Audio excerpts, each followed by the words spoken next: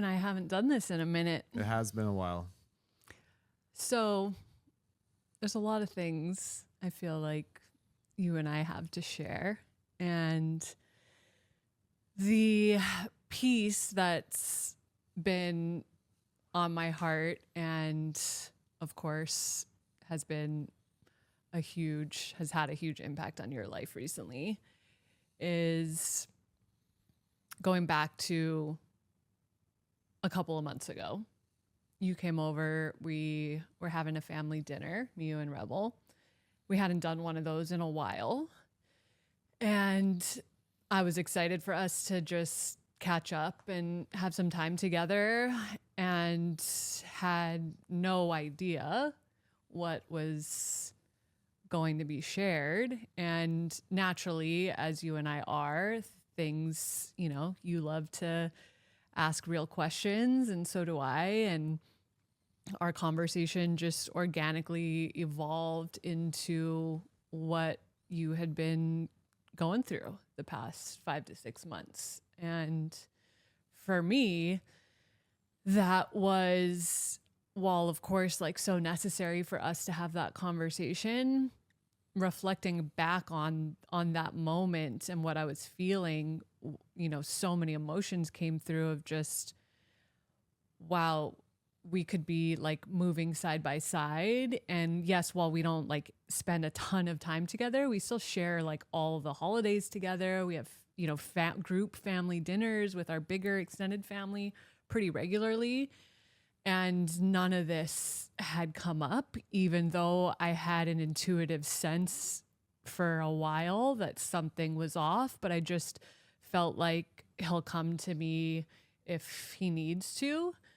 And then hearing a lot of the things that you shared, really recognizing that, like, just how difficult it can be when you're going through something really hard to not only ask for help, but even just to let somebody in.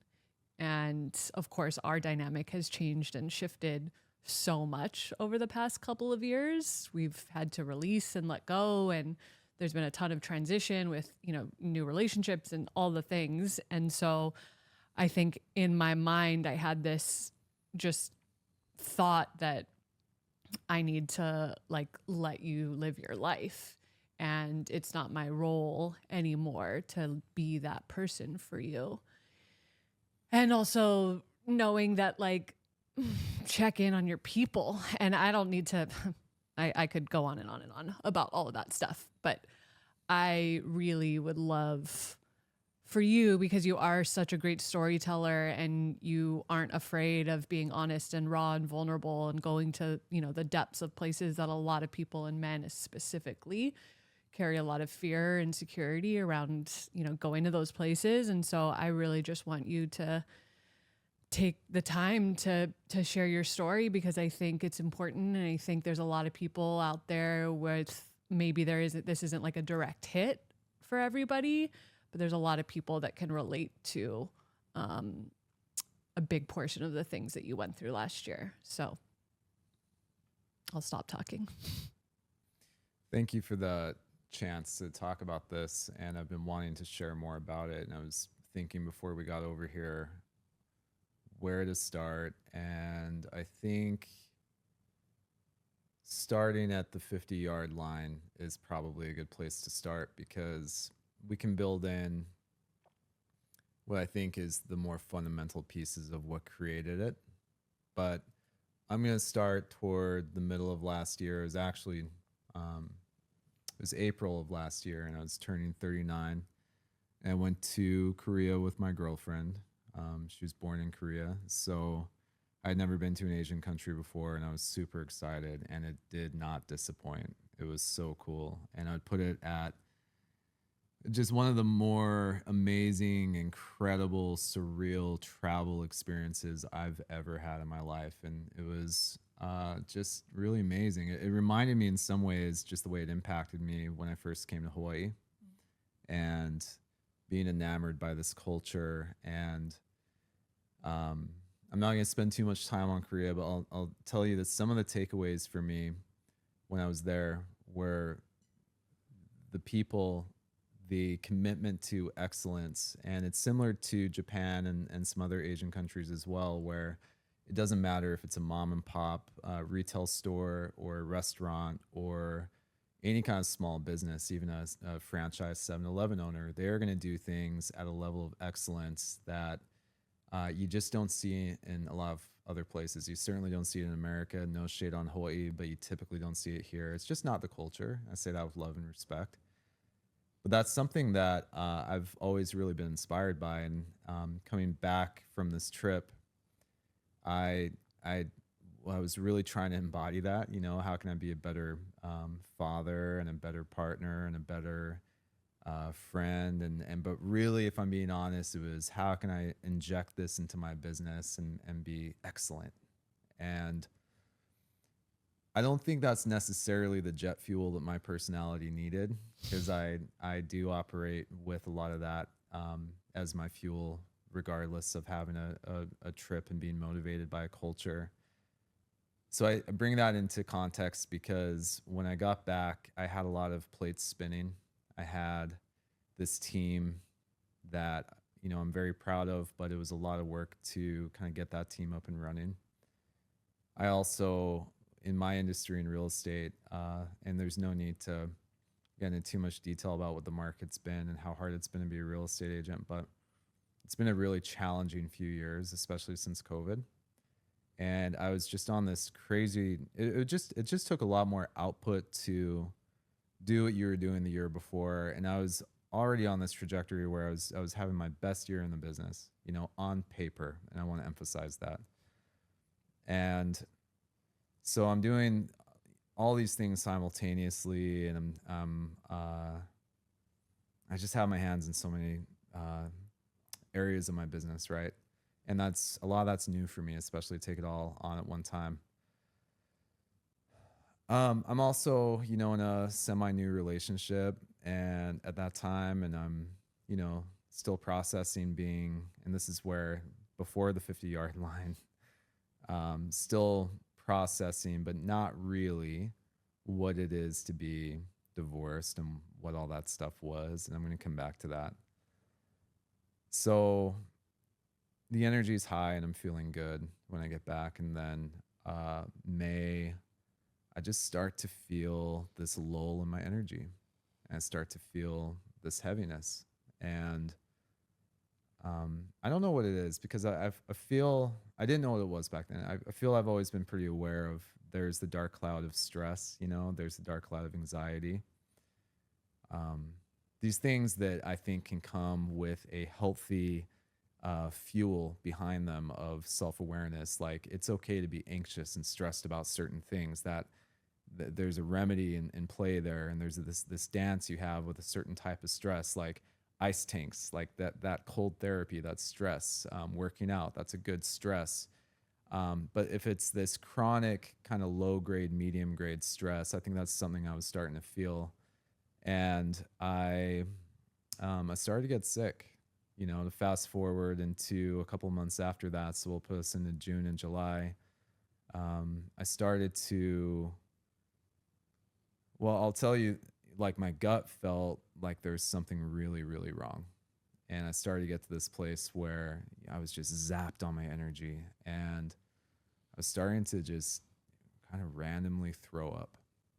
And that really freaked me out because I didn't know what it was. And I was eating pretty clean. I was basically eating like a Whole30 diet. You know, I started to cut out a lot of things, coffee, alcohol, and it kept getting a lot worse, like a lot worse. So it'd go from like throwing up maybe once a week to, and that was the thing that really got me, was the throwing up piece, because it felt so specific and so detrimental to the rest of my day, and my energy was like, it would just zap me completely. And I was losing weight. It got to a point, July, August, where I was losing like a pound every 2 weeks, you know? And for me, that's a big deal. I'm not someone who's ever wanted to lose weight, you Not know, carrying a lot of body fat. not carrying a lot. And I'm grateful for, you know, I'm grateful for that. I'm grateful for my genes. I'm naturally a leaner guy, but it's weird for me to have that going on. And I was also feeling this really increasingly intense level of just depression. I didn't know that's what it was back then. I didn't know that that's what was going on, which I'm going to come back to how scary that is, to not have awareness around it. It's given me so much more empathy for mental health and all the things connected to it. So the frequency just kept getting worse. It just kept, it would go to, I was throwing up like once a day to, we'll put us into September, and I was throwing up multiple times a day, and I'd lost so much weight, and I was just really sad all the time. And what's interesting too is to talk about my own psychopathy, just or maybe more of a psychosis, is I was still able to put on the face for work. I would, and that's the part that really actually got to me the most, is people really didn't know what was going on with me. They're like, a few people were, there's something off about you. There's something off about your color, even. There's something off about your energy. And then it started to manifest physically too. I got these rashes on my body. I had these styes in my eye. I had this crazy thing on my left eye that I had to have removed. It was basically a cyst growing inside of my eye. And I've gotten blood work done at this point. I've gone to some doctors. The best they could give me is you have high cortisol, you have high stress. And I'm like, that's not doing much for me. I need answers. I've been stressed out before. And I also couldn't comprehend, and maybe it's my own lack of humility. I couldn't comprehend that I didn't have control over my mind, that my mind was manifesting all these things. And it's interesting, just the web of how frustrating it got toward end of September into November, October, November. Sorry, I'm skipping months. But I finally start to open up a little bit about it, like and some of it was just unavoidable.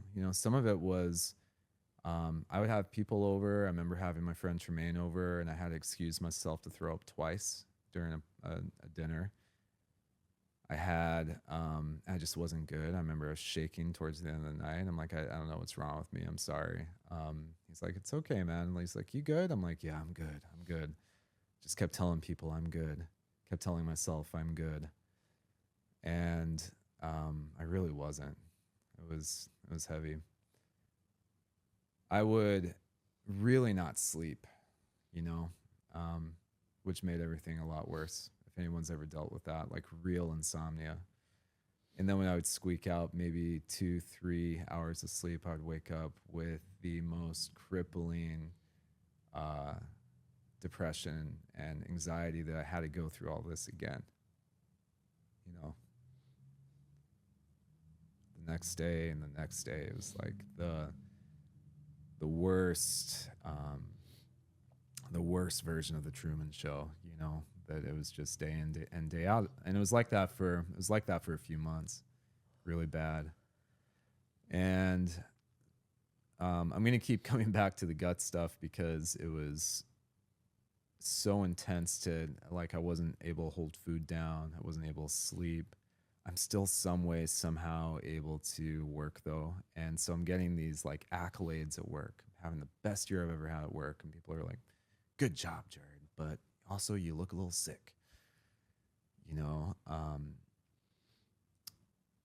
and then going into November, that was the darkest month by far, the darkest month. Yeah.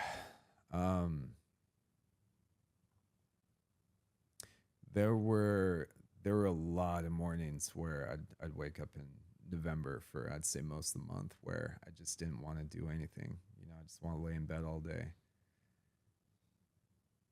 But I didn't. I got up and I was still going through the motions. I was still trying to work out. I was still trying to do the things that made me feel good, but none of it was making me feel good.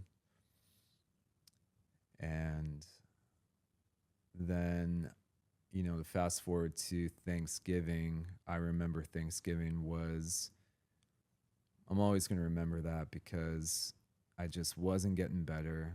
I kept having these really dark thoughts too, up to that point of basically, if I stay on this path, doctors don't know what's going on. I don't feel like I have a grip on what's going on. I didn't associate it with it being something with my mind. Like I'm kind of done. This could be it for me. This could be the end of the road, and I'm not sure how much longer I have. And I remember going to Thanksgiving and seeing, our family and being with everybody and having this kind of realization. I'm like, I wonder if this could be my last Thanksgiving, because this trajectory I'm on right now is, I don't see a way that I can do this for 6 more months. Definitely not another year. It was just too dark. And the day after Thanksgiving, Black Friday, I got what felt like, I don't know, a really bad flu. Felt like COVID, to be honest with you. And I started to, and by the way, at this point, I had opened up with a lot of people about kind of how bad it had gotten. And that was helpful. That was helpful in the immediate, that at least people knew what was going on. And yeah, it's crazy to think back to that time, because I remember that day one of having the flu, we're gonna call it.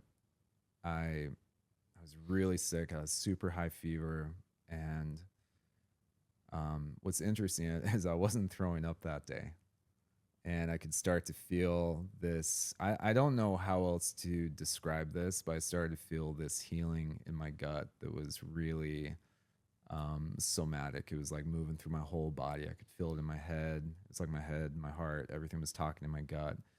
And the message that I was unclear at the time what was happening. I just assumed that I had the flu. But the message that was kind of coming through me is that you've had enough and you've learned your lesson. I didn't know what the lesson was yet. I'm still figuring that out. Spoiler alert, but because I had never been through anything like this before, But day one was just a lot of that heaviness, and honestly, a lot of emotion came out of me too, because one thing I haven't really mentioned here is that for about 5 months, but really effectively like three out of those 5 months, I was incredibly numb. Like no crying, no laughing. Couldn't even really feel anger, just kind of a robot of myself, like a shell. And so day one, I just remember just weeping the whole day. I was just like, but also so grateful that I could feel. I was so grateful that I was able to feel enough to cry. I was able to feel enough to mourn, mourn what the last 5 months have been. And there's a lot more that I'm going to get into about that day. But day two is just basically more of that, and then, and I'm not feeling better yet. I'm like super high fever, not sleeping. I'll be honest with you. I had these thoughts of like, well, maybe this is it, maybe this is the last, because the way the last 5 months had gone, I was like, maybe this is it. And then day three, I remember watching, I think it was like maybe Forgetting Sarah Marshall, or some stupid comedy, like something I knew I liked that's a familiar favorite. I'm just posted up on the couch, and I remember laughing a little bit and being like, whoa, okay, laughing's online, all right, let's go. And I was able to feel that, and feel that laughter move through my body, and that was a big deal, because I hadn't really felt like I really laughed for months. I haven't really felt even a splinter of that, of enough joy to really laugh and really mean it. And then day 4 came around, and I'd say day 4 and day 5 were some of the best days I had had in about 5 months. And I just felt like collectively everything kind of all started to click back together. And I wasn't throwing up, and I wasn't feeling that sadness anymore. I wasn't feeling that anxiety anymore. But it's when I was dreaming during those nights, each night, I was having this like almost like an ayahuasca experience where I was starting to really kind of take apart and look at different things that may have caused this. And we can spend some more time on that because I've spent a lot of time thinking about it and feeling into it. My relationship with stress, my relationship with money, my relationship with everything that we went through, with being a single father, with actually being a leader, being this version of myself, of being a man, and letting go of the boy, letting go of the story. And so there's so much there, but that was that was probably the darkest 5 months of my life. Yeah.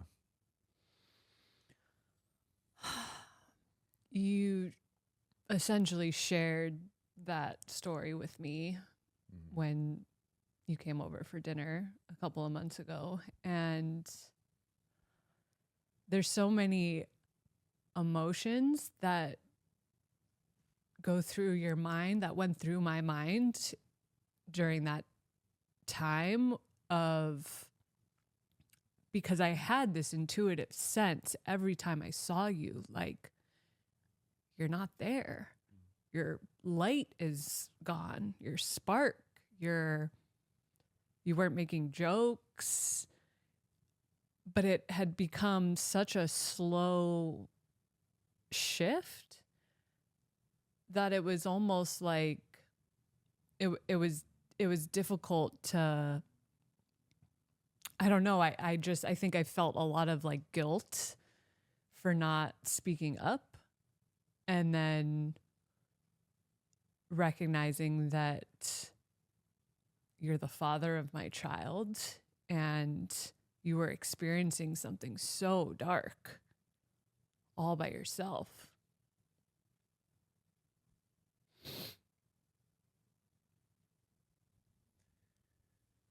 And we had essentially spent every day together since I was 22. And while I've done a ton of healing and processing our divorce, it still is relatively fresh. And it's such an interesting transition when you make that choice mutually. It's a mutual choice that we both came to together, to separate and live apart, sign that paper. But internally, there's still such a bond and this intertwined sense that you and I just share and will forever share, that is still, in the process of releasing and letting go a little bit more and a little bit more. And so when you shared all of that, there was also, while there was so much sadness, there was also like anger of, why the fuck didn't you tell me? And then of course, like when that softens and the empathy comes in of recognizing like you didn't know how. And you also didn't know how bad it had gotten until it had gotten really bad. And not associating it with my, so I think that's a really just quick and important segue into me talking to a couple therapists and them telling me, basically diagnosing me with like, you have no idea how common these symptoms are with someone who's had like a hyper level of stress and depression, which stress, you could say depression and anxiety are downstream from stress if stress goes unmitigated, but stress is such a big word. You know, stress can be the immediate, like acute stuff from your job. It can be money. It can be so many different things. It can be unprocessed stuff, an unprocessed like fragments of what a divorce was or separation. It can be childhood. It can be all these things. And I think I just had this like bottleneck effect on that chapter of my life where I had super identified with what I thought was the best version of myself. But if I'm being really honest, a lot of it was like hyper identity around my work. And again, if I'm really being honest, it wasn't as much focus on me truly bettering myself as a complete man. You know, all those things that I like, the Jason Williams and these people online, they're talking about what it is to be a comprehensive man. I felt like I had kind of read that stuff and listened to that stuff and swept it under the rug and was just really in this go mode, this hustle mode with my work, and lost myself in the process. And it became, you know, what that was, you know. And they're just, and one more thing I want to say too about the depression piece of it, and I've had this conversation now with a few of my guy friends, which I think is really important, and anyone that's really experienced depression, it's given me such a different view of it, is you don't know how to ask for help because you're not sure that's what it is. You just think it's you. And you talked about this slow kind of death by 1,000 paper cuts effect of seeing me change. And that's also, you have to remember the process I'm having, the relationship with myself too, where I'm feeling myself change slowly over time. And it's like that frog boiling to death in water. It's because you raise the temperature slowly. So you almost don't have that awareness to even know how to ask for help because you're not sure that's what it is. You just think that's you.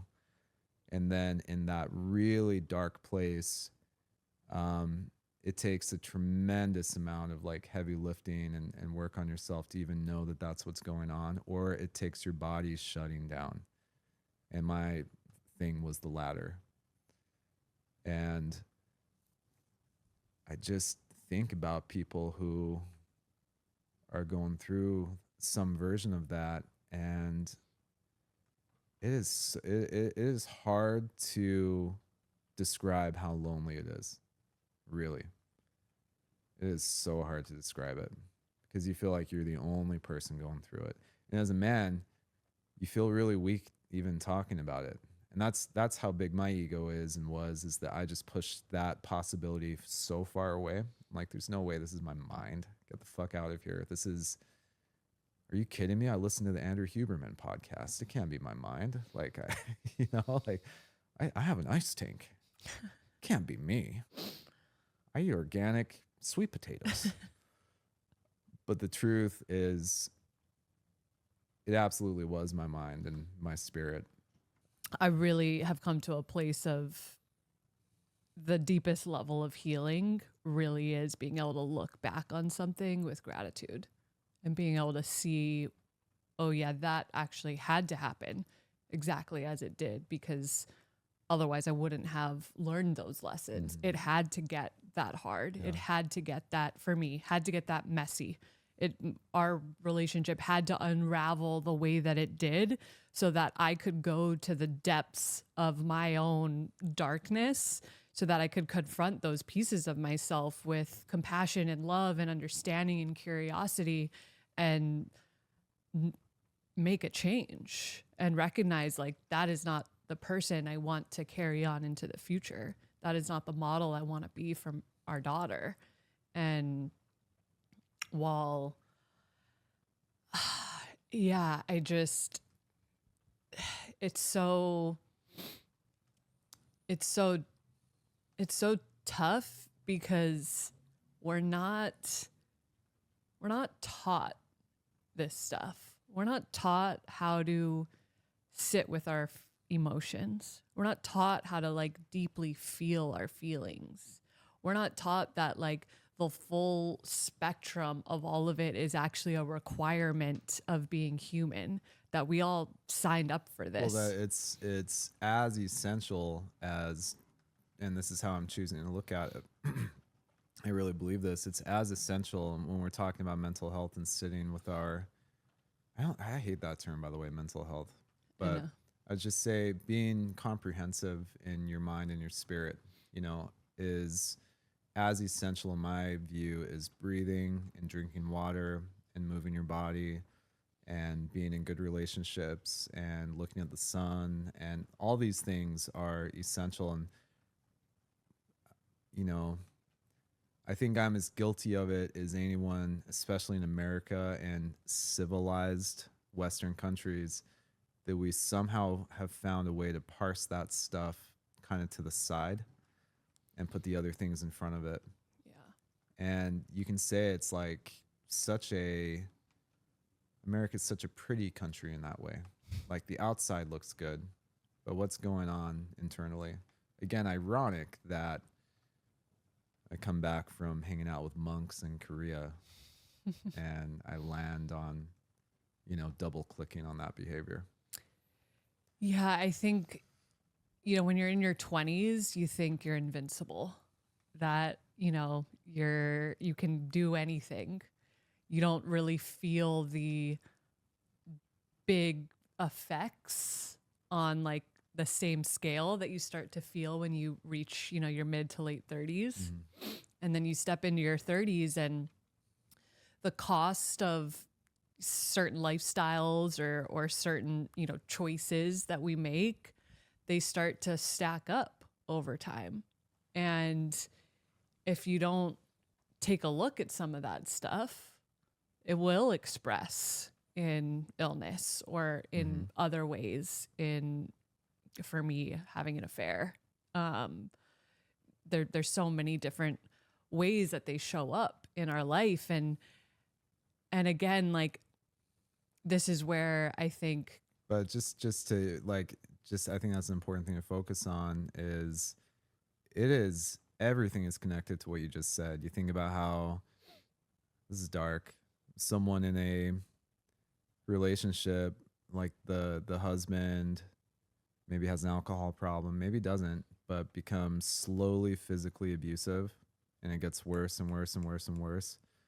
You think about someone who's just not good with their money, and that's a habit where it's one credit card that maybe you shouldn't have gotten, maybe you swipe that thing too many times, then it becomes this cataclysmic thing in their 40s or their 50s or their 60s where it's bankruptcy and they lose everything.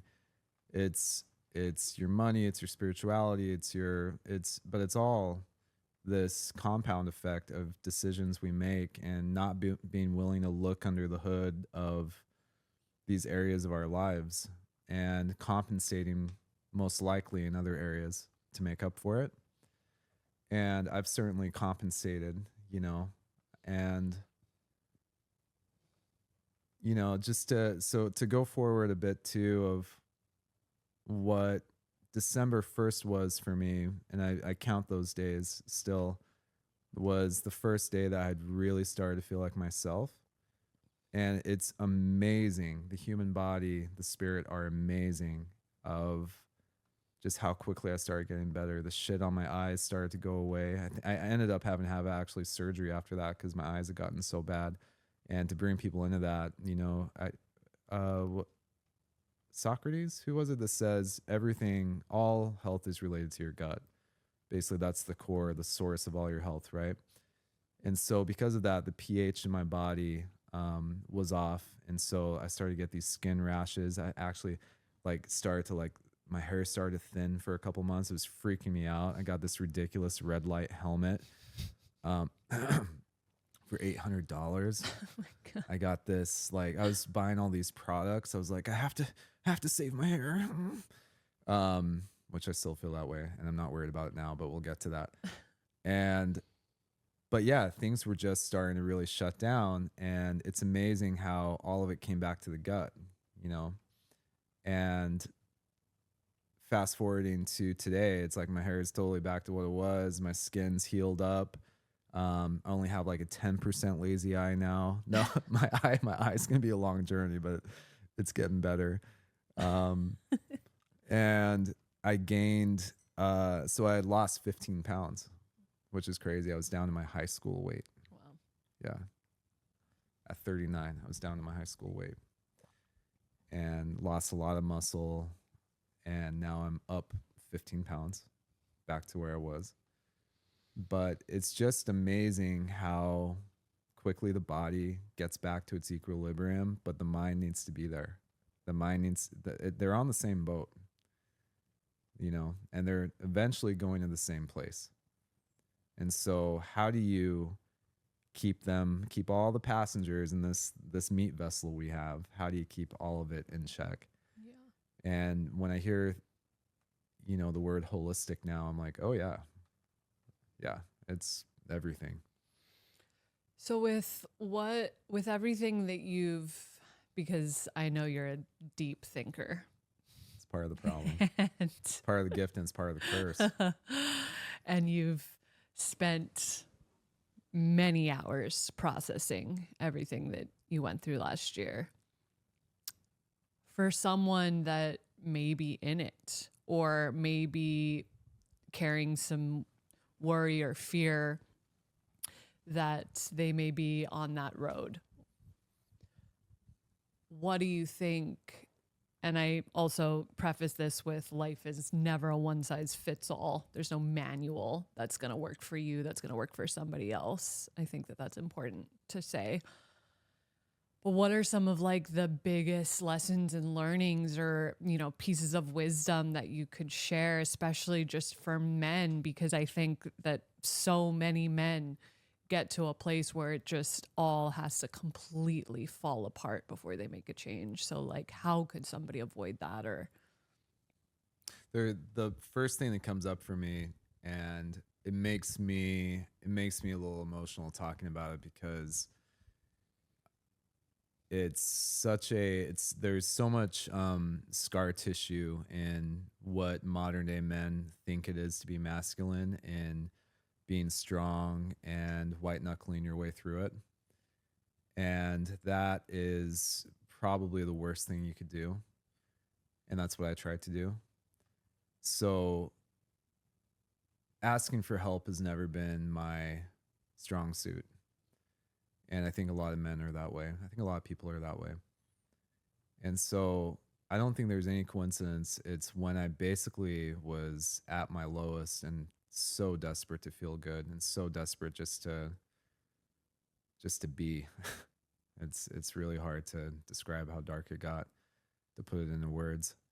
But it was at that point when I finally started telling people what was going on and really asking for help. And so the best advice I would give is to, one, ask for help and be in community with, I mean, for me, it was especially other men. It was really important. I remember telling my friend Tremaine about it, and he got really mad. He's like, it's like, how could you let so much of this happen and not tell me about it? You know, I thought we were brothers. How could you let that happen? And then at the same time, I had to remind him what limited capacity you have to even ask for help in that moment. So that brings me to my second point, which I think is almost more important, is check on your people and do it often. Don't let that thought pass through your head of I should check on whoever, and then a week goes by, because I believe that even that thought entering your head is energy, that person probably needs you to check on them and ask them how they're really doing. Like, really get into it. Not how's work, how's the, oh, it's been raining so hard in Kailua lately. Well, good to chat with you. But get into it and just make that a routine. I think so much of this could be solved by being in community. We're meant to be in community. We're meant to check on each other. And that's a really big one. Um, the third thing I would say is just inventory. Inventory. Like how important is money? You know, how important is accolades at work? Like you could argue that that stuff absolutely, it's like it has energy. There's certain things way beyond like the I made this much this year, or I bought this, or I got these accolades at work. Way beyond that, that you're proving something to yourself. But the real thing that, you know, I brought Tremaine up a lot, but you know, he's one of the most successful people I know, and we have this thing in common where, um, God, what was the analogy I used the other day? It was about entrepreneurship and just working real hard and trying to create something special, and having a probably, you know, some kind of scar tissue from your childhood or your past, where in having that kind of background, which is most entrepreneurs, it's most business owners, there's a fuel, there's a clean fuel that's a long-term sustainable fuel. And I'm talking about your mental health now and like where that energy actually comes from. And then there's this like fuck you energy towards maybe a father, which I have, and your childhood, and I'm going to prove them wrong. And that's a dirty fuel. And that certainly will keep the rocket ship going. Maybe it gets it off the launch pad, but eventually that thing is going to blow up. And if you keep using dirty fuel to run your life, you will pollute your soul. And that is something I've really thought a lot about. Is it's not necessarily the thing you're doing for work, it's the thing that drives you to do the thing. And so what's really driving you? You know, that's really important. And lastly, I would say, uh, really remember what we're here to be. And we're here to be vessels of love and have as much fun as we possibly can, and try to just create and connect along the way. But if we're not having fun and being really intentional about that, uh, days and weeks and years go by that feel kind of gray and dim. And if I'm being really honest, I've had some long stretches of my life where they felt kind of gray because I wasn't emphasizing the fun. I'd have friends invite me, let's go on a trip, let's do this, let's do this. And I always had this resistance because I felt like I'm not the guy that has fun. I'm the guy that's running from the poverty train, the toxic fuel that I'm talking about, the fear, the something to prove, the chip on my shoulder. So I'm going to keep using this dirty fuel to keep creating something which actually has all these other problems, because I'm also bad with my money, and I'm also numbing myself to forget about how hurt I am, and I'm also unprocessed in all these other ways. And so it's this like shame cycle around that too. But really, it's the willingness to have fun and be free and be spontaneous is also a letting go of the fear that you aren't good enough to have that fun, if that makes sense. Yeah, it totally does. And I think for a lot of people, I just kind of want to speak to just the seasons of life, and that line, you know, this too shall pass. It really is super important to believe that and embody that, whether you're in a dark place or you're in a beautiful place of ecstasy, that it is going to pass. And for me, that like I had to go through a super lonely chapter after, you know, I was building my business. You and I separated. I was living alone for the very first time. I didn't have community. I had family, my like immediate family. But other than that, super lonely. And I know that I share this because I have conversations with women and with people online all constantly, that I know that this is really common. We live in a we're living in an era right now with technology and everything, and there's so much beauty to all of that. And also there's a lot of people out there that are feeling really lonely, that are lacking community. And so I just want to say, like, if you're in that right now and you're craving, you know, you talk about your friends and the men in your life and people that you finally opened up to. If you're craving that, keep asking for it. Keep calling that in. Keep believing that it's coming, because that lonely chapter doesn't last forever. Sometimes you have to be in that. I had to be in that to feel and to learn and to process all of the stuff that I needed to go through, to then call in the people that were meant to walk into my life. And now I have this beautiful community of these soul aligned friendships that I've never had ever before. And I just wanted to emphasize that, because the healing that comes from community, true community, people that you could call at any moment and they would drop everything to be there for you, those people, that can completely change and shift the trajectory of your life. It's hard to even describe how many things are fixed by being around the right people.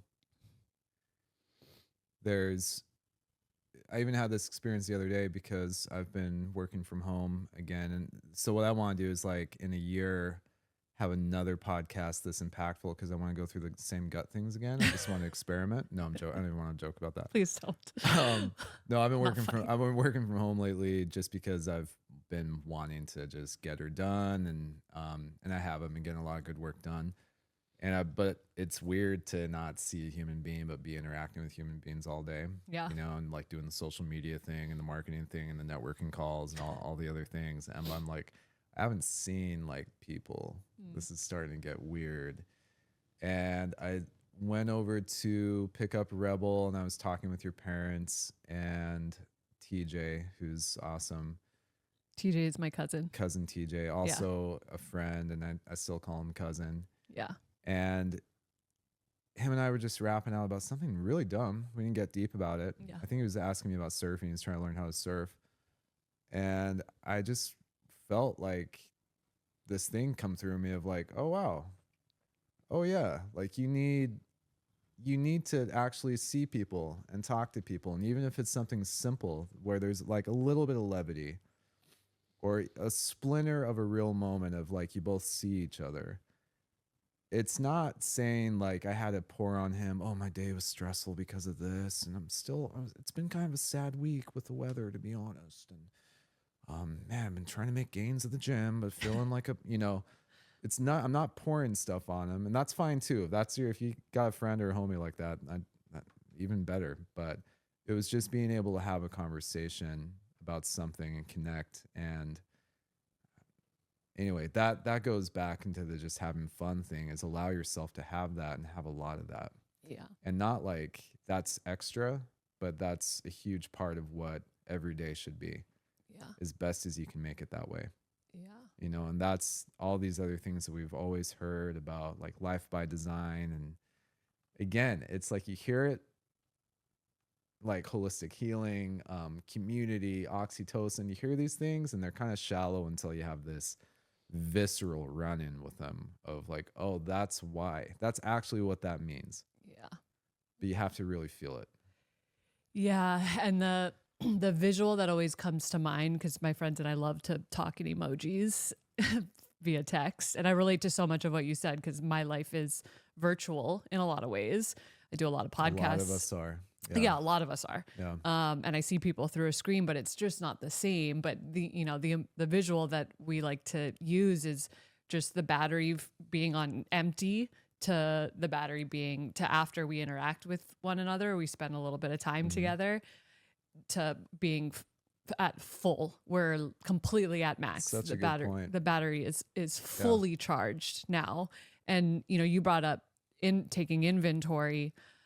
Another important piece of all of this, and sometimes this can be like the most difficult, challenging part of it all, is taking social inventory of your life and your relationships. And if you leave those friendships or you leave those interactions and your battery is on E, you know, that's not the community we're talking about. Such an important point. And Yeah. it can be difficult, and I say all this being on the other side of it because I had these childhood friendships that I was gripping tight to, even though intuitively I knew deep down that we weren't right for each other anymore, mutually, both ways, but I was holding on to it so tightly because I just couldn't fathom having no friends and not having them in my life anymore. And that sometimes is the decision that like you need to lean into. Sometimes you need to set yourself free. Totally. You know? Totally. Because there's no space for the right people to come in. I had no space until I had nothing. They were all stripped away, and I was again in this very lonely chapter, but then one by one, and it happened within weeks of each other, where all of these people started coming into my life because I had space for them. So that's powerful. Yeah, I'm jealous of your friend posse. You guys are so close, and it's so awesome to see you guys together. It is. And it's, again, I'm saying all this is not a person that certainly has mastered any of it. I think I've gotten a lot better in these areas, and I'm still figuring it out how to. I think men are historically more separated friendship wise than maybe we've ever been. yeah. It's really weird. Yeah. You know, I know so many men, they're just like, I want to have friends. I want to hang out with more guys, but it feels like, how about this weather, by the way? I don't know if you guys are, I'm looking out this way and it's storming. Like, is this structure going to be okay? I mean, the power's been out in a lot of places today. And see if I had more male friends here right now, they could make sure that the structure's okay. And so can women. Women can too. I wasn't saying the women can't. Make sure structures are okay. I don't want to be doing that kind of work. Men can take all of that. Thank you for being honest. One thing I wanted to say too is just back to the momentum, whether it's positive or negative, is something I had such a hard time with as I was getting better. And it still is hard for me is, you know, we're co-parenting, we're splitting time with our daughter 50-50. And there were nights over there where I was really giving it my best. And I was in the peak of, this is like, you know, her birthday month was one of the worst months, October. And I was really holding it together as best I could. And she'd be on the couch and I'd be making her dinner. And I remember I had to run to the bathroom to go throw up, you know, and I just had no energy. And it started to scare her. And I started to really become aware of, you know, maybe she doesn't want to be around me, you know, when I'm feeling like this. It gave me empathy for people that are going through some kind of real like illness, like maybe people that are processing cancer or something like that, that it's so hard for people to be around, and kids are so honest that there's this other component of being sick that has like shame of, I'm not being a good parent. And that shame of me really coming to terms with the fact that I had this like vacancy of being a good father because I had been so sick was really hard to process. And that comes back and that gets me a few times a week, just thinking about, I can never have that time back, you know? And she's changing so quickly and she's going through so much in her amazing little spirit of the girl she's evolving into. And I want to be a part of every piece of it. And I feel like I missed 5 months of it, you know? Yeah. And there's so many pieces of going through something like that again, I just can't help but to think about people going through something similar, but maybe like a cancer, maybe, but bring it back to anything, stress, depression, maybe even people going through some kind of addiction, you know, that the shame cycle is just a gnarly thing, you know. And again, that's community though. That's asking for help, asking for support. Yeah. Yeah, I think the biggest lesson and learning in all of this for me has been because I can be what one of my strengths I think really is like loving on the people that I love. Like if you're in my inner circle, you are fucking loved. Like I will go to the end of the earth, little things like that just fill me up, cooking you meals, like just like little things like that. And also though, I think the opposite of that for me and something that I'm consciously trying to work on is I can sometimes get wrapped up in my own world and my own stuff, and I can keep things or people at arm's length. And this is conditioning and cycles and patterns that goes way back But for me. I also think people listening to this there are so many people I've realized they're going to relate to that. Like as you're talking through that, I'm like, oh, that's me, 100%. But keep going. Yeah. I want to add to the end of this. Yeah, it's just, I mean, everything that you said of when that intuitive feeling clicks in, lean in, ask, make a phone call, send a text message, whatever the thing is, show up at someone's house, like take them out to lunch or coffee and say like, hey, are you okay? Because I feel this in my body, and I'd be lying if I said that I didn't feel that so many times with our interactions. But I think I just was like, he'd tell me, he'd come to me. I'm the mother of his child. If he needed help, he would ask. He'd say something. Like, yeah, I'd say something. You'd say something when you're feeling good enough to. Yeah. But if you're not feeling good enough to, then it really becomes our duty as friends and people and family and people in relationship to initiate that. And I want to keep just coming back to that's I think something that so many of us are missing. Like, are you okay? Yeah. You know? Yeah, and it doesn't take much. Yeah. Doesn't take much. Yeah, if I had really come to you and said, I'm worried about you. How are you really doing? You said that a few times. You Did said I'm worried about you, but Mm. that was me basically just telling you I threw up 3 times today. Mm. And I remember sending you a few voice notes like I'm not doing good, but I'm going to be okay and I'll get through it. And I think it's also the ability to really read between the lines. Yeah. Like is what I'm seeing on the TV actually matching like the audio, Yeah. Because the audio of what I was saying the right things, and people say the things that they think people need to hear to get them off their backs, and that's what I was doing. Yeah. Yeah, I think what was so difficult for me is like you've always been the provider. You've always been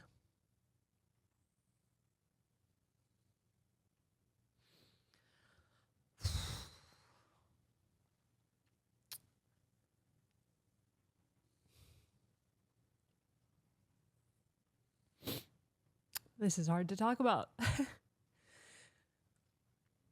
because it's had to change just in the natural flow of our lives and the separation. You were always the person I came to for advice, for guidance, for support. And you still are in a lot of ways. Any big business decision, I still send you a voice note, which is a beautiful thing.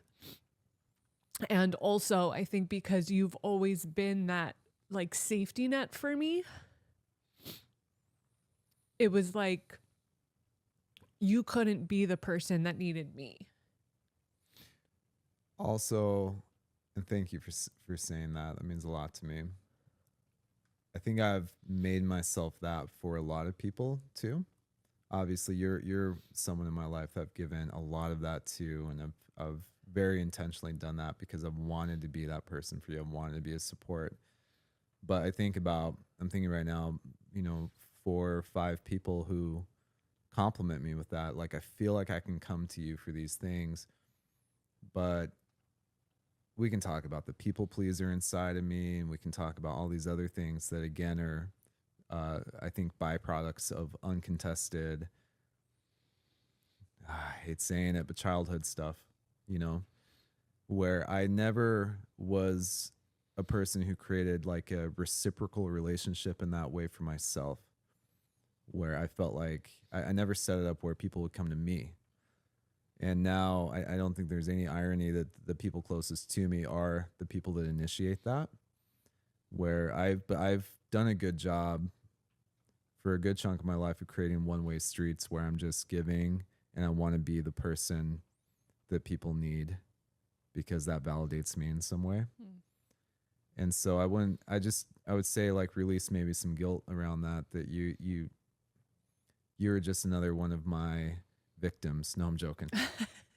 You were another person who needed probably more clarity, but some space away from it to see like I am that for you. But if you really look at it, it requires a certain amount of openness for me to be able to even receive help. And that would require me probably asking for help, Yeah. Asking for advice in a real way. Yeah. Not, what do you think about this? What do you think about this graphic? What do you think about this thing? What do you think about what that person said in business? What do you think about that? Like, I feel like in our relationship, I kept it very surface, but you would go deeper on, what do you think about this? And then the only time I would really go deeper on, this is what I need, is when things would get pretty bad. And it's like I hadn't really laid out the road work to even go down that lane in a meaningful way. Does that make sense? Yeah. It's the first time I think I've ever said it like that or thought about it that way. Yeah, I think there's like it absolutely goes both ways, but at the end of the day, like if you're the person that's going through the thing, you have to be the one to crack a window a little bit. Has to, because people could check in and I'm glad that you even brought that up, because I think blacked that out, that I even said to you, I'm worried about you. And I did say that a few times. Yeah. I mean, you left me some voice notes of tears. Like I'm worried that you're not okay. Yeah.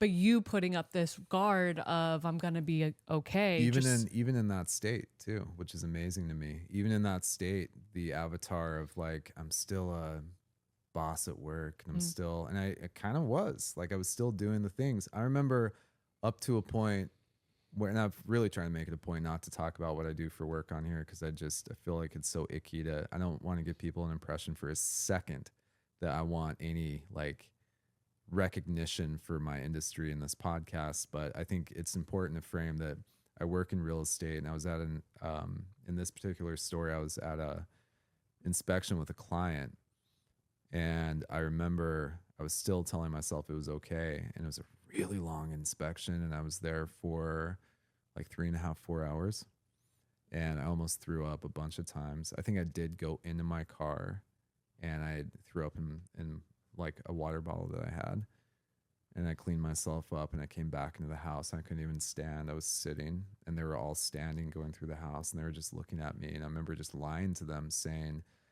I've been dealing with like the flu or something. And then they're like, oh, you have the flu? And I'm like, oh. Yeah. But even to that point, I didn't have the awareness of like, I need to like take some time right now and figure this out. Yeah. I was still like pushing through it. Yeah. Yeah. But we've spent so much time talking about me. It's weird. I always have a hard time with that. I think a lot of people do, especially men though. That's why I felt this conversation was so important. I mean, lots of reasons. Specifically though, because I think men aren't given permission to open up this way and to get really honest with some of the things that they're carrying. And it may not be to the level and extent of what you experienced and went through. It could be something that's just, you know, kind of mellow in the background, but it's there, it's in existence. And we as humans have gotten so good at burying and pushing things down or numbing or avoiding or distracting. But to really take some time to sit with that and bring it to the surface and acknowledge it and have a little bit of curiosity. I just think it's an important part of this human existence. Yeah. Yeah, I think it's really important to be the message too. And that's something I'm really focused on is now with the lessons I've learned from that time. It's what is this new? You know, it's funny because Lunar New Year started yesterday. Chinese New Year, Lunar New Year. We're not calling it Chinese New Year anymore. Have you heard that? Is that not allowed? No, I just think we've transitioned to Lunar New Year because we don't want to be too offensive. You know, we're so sensitive. I thought that it was lunar because it's also New Year for like most Asian countries. Oh, and so it's actually not appropriate to call it Chinese New Year because there's a bird. Bird just landed. Squirrel flew into the window. Never seen a bird. How nuts would it be if that bird started talking? He's like, it's Chinese New Year. Yeah, maybe I just heard that we transitioned to Lunar New Year because we don't want to be offensive. Yeah, but maybe I'm wrong. But Christine, my girlfriend, was saying that there's, you know, Korea has they call it something, and like so a lot of the Asian countries have a version of Makes sense. But we do the red envelope thing, which is Chinese, where you give people money in the envelopes, right? So anyway, it's the year of the snake, but specifically it's the year of the wooden snake. And I'm not super clear on why the wooden snake, but I will say that the snake, I chat GPT'd the meaning of it yesterday and how you could turn the meaning into something constructive. And it, you know, brought up something pretty obvious that I want to kind of cling on to for the rest of the year, which is also something that was, has been a mantra of mine since I started feeling better. Shedding your old ways. Shedding habits that don't serve you anymore and mindsets and parts of yourself that you really just don't need anymore, stories that you don't need anymore, and creating something new and moving towards something new and brighter. And I think in doing that is to bring it back to why I even brought that up of living the message is I've thought about how I can talk about this stuff and be helpful, especially for other men around mental health and sanctity with what's going on with our minds and our spirits and giving a little bit more permission. I think there's a lot of men kind of already doing that in a podcast forum. And I really want to get hyper local community with just being the message of being the guy that lives that path and has more fun. And I hang out with my friends more and I have a much better balance with my work. And sometimes I wonder if a really solid mindfulness practice could have avoided all of this. If consistent therapy could have avoided all of this. I would say probably yes. I mean, we'll never know because I had to go through it. Yeah. But I would say probably yes. Because even a solid mindfulness practice, I would have been sitting with what am I feeling? Yeah. What actually is this? But no, I wasn't doing that. I was listening to podcasts. I was typing. I was on conference calls. I was doing literally everything else. I would do an ice tank before I do a mindfulness practice, you know? Yeah.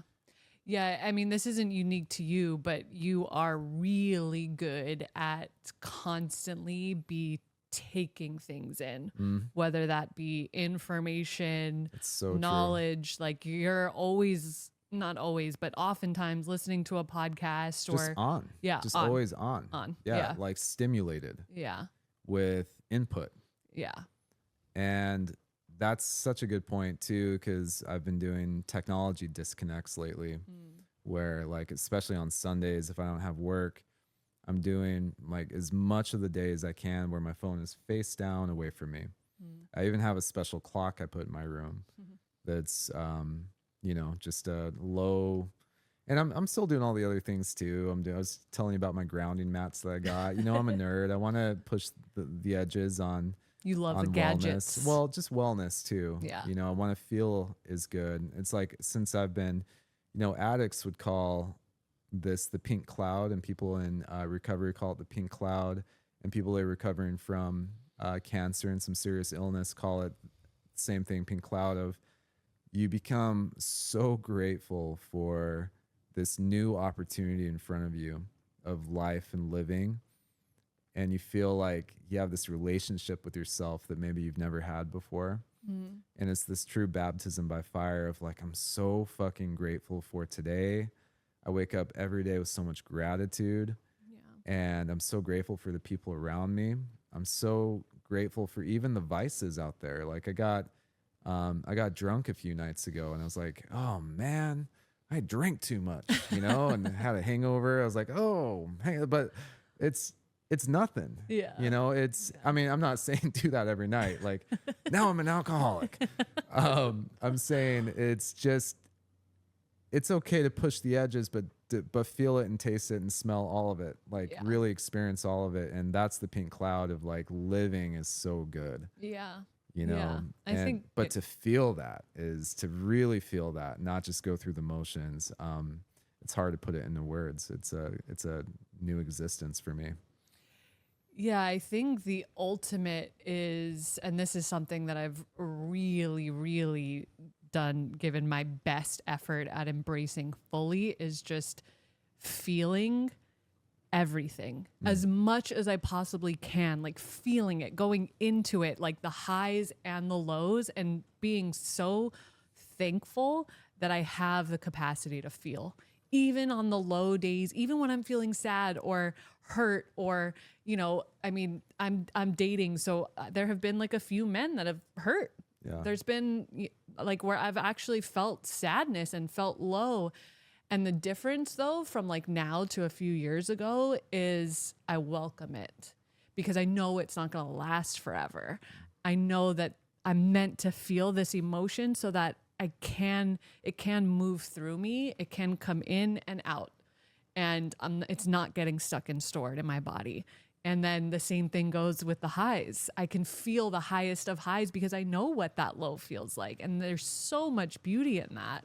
That's so good. And being human means the full rainbow of all of it. And it's important to feel it all, like you say. And I wanted to also give someone something tactical again that was helping me when I was coming out of the fog is, and this is something a psychologist talked about on a podcast when I was taking it in, is our nervous system, parasympathetic, all of it is wired to only process those really acute, intense moments of depression and anxiety in increments of 15 to about 25 minutes. And so that's an important thing to remember, that you even think about when Rebel cries and she's having a meltdown. I've gotten to a place, she had one last night, where I set my timer and it's almost on the dot, 15 to 20 minutes, it's done. Because the nervous system is like, I'm good. I just need to get that out. Yeah. But a lot of us will try to numb that. I've done that before a lot, especially like end of day, it's 5 o'clock somewhere, and work is kind of stacked in this way where you've had maybe a few intense calls and some exchanges, and not even talking about your personal life, just all the other things, right?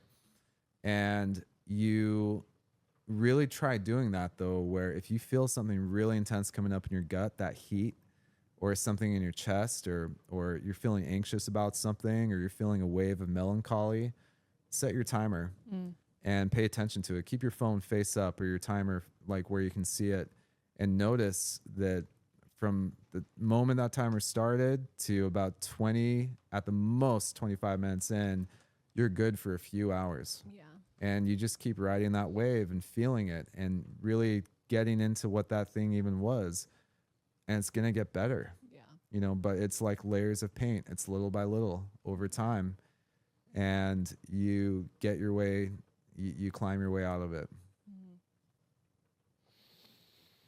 This was really, really good. Thank you for, yeah, I mean, you know me, I could get super emotional right now, but I'm just so glad that you're on the other side.